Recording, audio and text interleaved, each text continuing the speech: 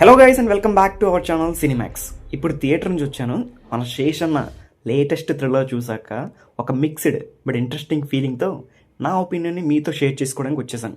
స్ట్రైట్గా పాయింట్కి వస్తే ఈ సినిమా అందరికీ ఇన్స్టెంట్గా నచ్చకపోవచ్చు, కానీ స్లో బర్న్ థ్రిల్లర్స్ ఇష్టం ఉన్న వాళ్ళకి మాత్రం డెఫినెట్లీ కనెక్ట్ అవుతుంది. సినిమా స్టార్టింగ్లో 20 to 30 minutes కొంచెం స్లోగా ఉంటుంది. అక్కడ డైరెక్టర్ స్టోరీని సెటప్ చేయడానికి టైం తీసుకున్నాడు, కానీ అక్కడి నుంచి స్టోరీ గ్రాడ్యువల్గా బిల్డ్ అవుతూ మనల్ని ఒక ఇన్వెస్టిగేషన్ మోడ్లోకి తీసుకెళ్ళిపోద్ది. అండ్ ఇక్కడ నుంచి స్టార్ట్ అవుతుంది అసలు గేమ్. స్క్రీన్ ప్లేలో కొన్ని సీక్వెన్సెస్ చాలా ఎంగేజింగ్గా ఉంటాయి.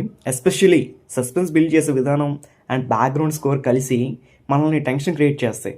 ఎడిటింగ్ కూడా మోస్ట్లీ క్రిస్పీగా ఉంటుంది, కానీ కొన్ని చోట్ల పేసింగ్ కొంచెం అన్ఈవెన్గా అనిపిస్తుంది. ఈ సినిమా వైబ్ ఏంటి అంటే కొంచెం క్షణం, కొంచెం గూఢచారి ఫ్లేవర్ ఉంటుంది. మిస్టరీ, ట్విస్ట్లు, అలాగే ఇన్వెస్టిగేషన్ అన్ని ఎలిమెంట్స్ బ్యాలెన్స్డ్గా మిక్స్ చేశారు.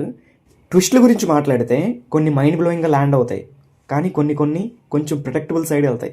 అండ్ కొన్ని ట్విస్ట్లు అయితే ఫుల్గా వర్క్ అవ్వకపోవడం వల్ల సెకండ్ హాఫ్లో కొంచెం డిప్ అనిపిస్తుంది. క్లైమాక్స్కి వస్తే ట్విస్ట్ కొంచెం గెస్ చేయొచ్చు, కానీ ఎగ్జిక్యూషన్ వల్ల ఇంపాక్ట్ తగ్గదు.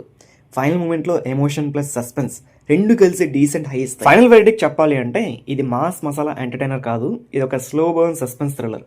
మీరు హై ఎక్స్పెక్టేషన్స్ లేకుండా స్టోరీలో ఇన్వాల్వ్ అయ్యి చూస్తే డెఫినెట్లీ మీకు సాటిస్ఫై చేస్తుంది. ఓవరాల్గా it's a decent watch with engaging moments. So guys, మీరు ఈ సినిమా చూసారా? మీ ఒపీనియన్ ఏంటి కామెంట్స్లో చెప్పండి. And for the honest reviews stay tuned to Cinemax.